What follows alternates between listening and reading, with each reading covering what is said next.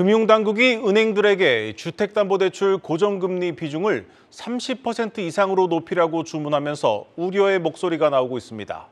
은행들이 고정금리 대출을 늘리기 위해 다른 대출 상품의 금리를 올릴 수밖에 없다는 겁니다. 김보미 기자입니다. 가계대출 질적 구조를 개선하겠다며 금융당국이 내놓은 새로운 행정 지도안입니다. 올해 말까지 은행권은 순수 고정금리형과 주기형 고정금리형 상품 비중을 30% 이상으로 끌어올려야 합니다. 지난해 말 기준 은행권에서 취급한 주택담보대출 가운데 이를 만족하는 비중은 약 18%. 앞으로 12%가량, 대출 잔액으로 보면 약 50조 원가량을 고정금리형으로 채워야 한다는 의미입니다. 전문가들은 차주들의 선택권 제한과 더불어 자칫 변동금리형과 혼합금리형 대출금리가 오르는 왜곡 현상이 나타날 수 있다고 우려합니다.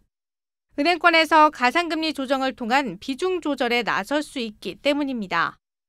금리가 인하된다든지 인하가 기대된다든지 이럴 때는 사람들이 이제 변동금리를 선호하기 때문에 고정금리형 비중 확대가 차주와 사회 전반에 미칠 영향도 고려해볼 부분인데 통화정책 효과를 반감시킬 수 있다는 지적이 대표적입니다.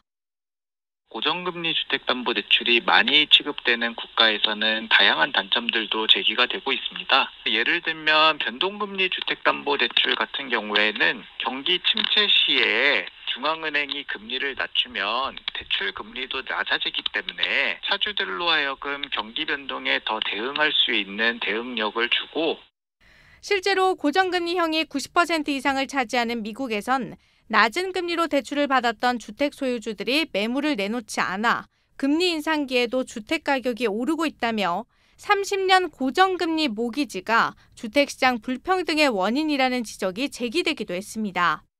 금융당국은 고정금리형 비중을 높이도록 유도하기 위한 행정지도일 뿐 목표에 도달하지 못했다고 해서 해당 은행에 불이익을 주진 않는다는 입장.